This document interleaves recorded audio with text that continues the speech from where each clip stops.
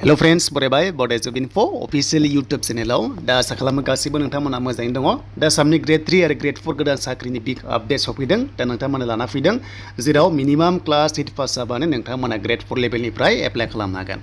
स' बेनिफ्राय 30 lakh vacancy 15 August बेनिफ्राय इन्डियान आर्मि एसएससि आरआरबि पुलिस लेभेलाव माबायदि साख्रि फैनो गोनां दा बिनि सायाव बिग आपडेट लाबोदों। दा आसा खालामो भिडिअखौ मोजां मोनोबा लाइक कमेन्ट शेयार आरो जायफ्रा बड'ज इनफोआव गोदान फैदोंमोन साबस्क्राइब खालामना ला। जेब्लायबो सरकारि साख्रि लोन स्किमनि सायाव नोंथांमोना बर' रावजोंहाय आपडेट मोनबाय थानो हागोन।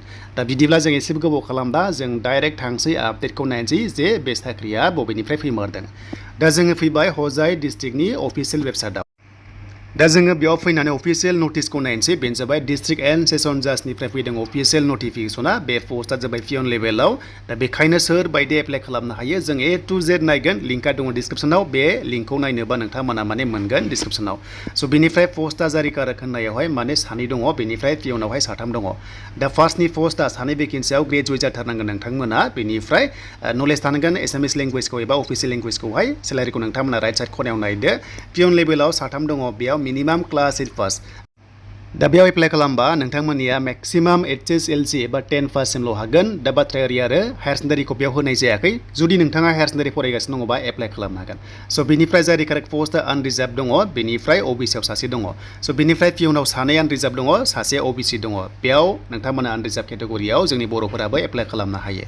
देन हाउ टु एप्लाइ होनोबा नोंथांमोननि बैसोआ 18 निफ्राय 45 इयार्ससिम जोंनि ST आव स्टेन्डार्ड फर्मआव फिलआप खालामनानैसो नोंथांमोना बेखौहाय अफलाइन साबमिट खालामनांगोन। अके बेखौ डाउनलड खालामबानो जाबाय नोंथांमोना स्टेन्डार्ड फर्मखौ मोनखायो। एन्ड बेनिफ्राय 4 नोंथांमोननि माने रेसेन्ट पासपोर्ट साइज फट'ग्राफ्सखौ नांथारगोन आरो लोगोसे नोंथांमोना साइनबो होफानांगोन नोंथांमोना। देन बेनिफ्राय सेल्फ टेस्ट होनांगोन गासैबो डकुमेन्ट्सआव। बेनिफ्राय एमप्लयमेन्ट एक्सचेन्जखौबो नांथारगोन। बेनिफ्राय एप्लाइ प्रसेस होनोबा डाइरेक्ट थांनानै बक्स अफिसाव एबा बक्सआव नोंथांमोना हैनो हागोन। नङाबा नैबे अफिसियेल एड्रेस दङ बेयावबो नोंथांमोना पस्ट खालामनानै हरनो हागोन। लास्ट डेटआ 31 मे। बारा गोबाव टाइम गैला। जुदि नोंथांमोना खाथि खालानिबा बेखौ हैबानो जाबाय।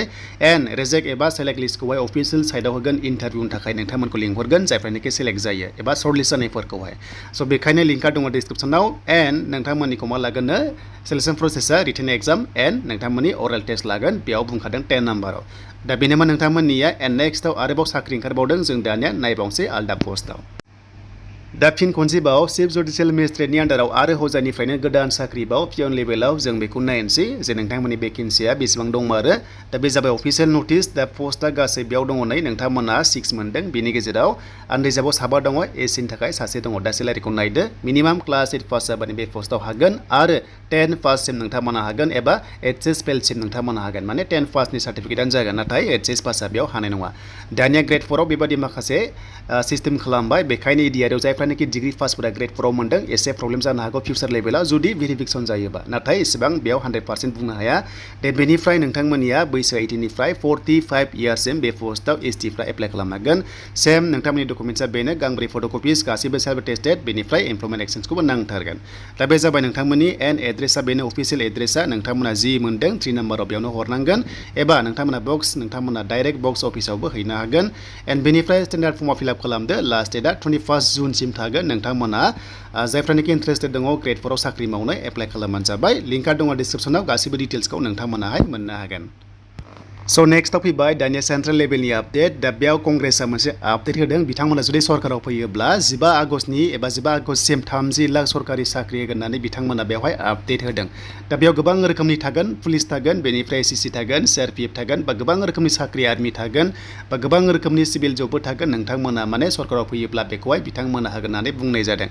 स' बेनिफ्राय बिथांमोना आरोबाव 1 लाख माखासे राङारि अनसुंथाइ एबा फाइनान्सियेलि एसिस्टेन्सनि सायावबो महिलाफोरनोहाय मोनसे बिग आपडेटखौ होदों। आरोबाव बिथांमोना 25 लाखसिम फ्रि ट्रिटमेन्टनि सायावबो आपडेट होदों आरो लोगोसे बिथांमोना थाबैनो 1 लाख साख्रिनि सायावबो बिथांमोना आपडेटखौ होगासिनो दङ जुदि सरकाराव फैयोब्ला। नाथाय लोगोफोर बेखौ मिथिसिगोन 4 जुनावसो। मानोना 4 जुनावहाय इलेक्सननि रिजाल्ट ओंखारगोन। बेयाव सोर सरकार दायो एबा एक्जिस्टिं सरकार दायो ना गोदान फैयो बे उननि बाथ्रा। दा बेखायनो जोंहा मिथिगोन 4 जुनावहाय आरो 4 जुननि उनाव आसामाव जानो गोनां माखासे रेलि आसाम पुलिस एबा गुबुन गुबुन स्किम नोंथांमोना इमप्लिमेन्ट जागोन आरो नोंथांमोननि एकाउन्टआव राङारि अनसुंथाइखौहाय नोंथांमोना मोननो हागोन। दा बेनिसिममोन दिनैनि थाखाय लेटेस्ट आपडेट एन्ड नेक्स्ट लेभेलाव गोदान आपडेट फैगोन बड'ज इनफो इउटुब चेनेलाव। दा बेखायनो जायफ्रा चेनेलाव गोदान साबस्क्राइब खालामनानै लानो हागोन।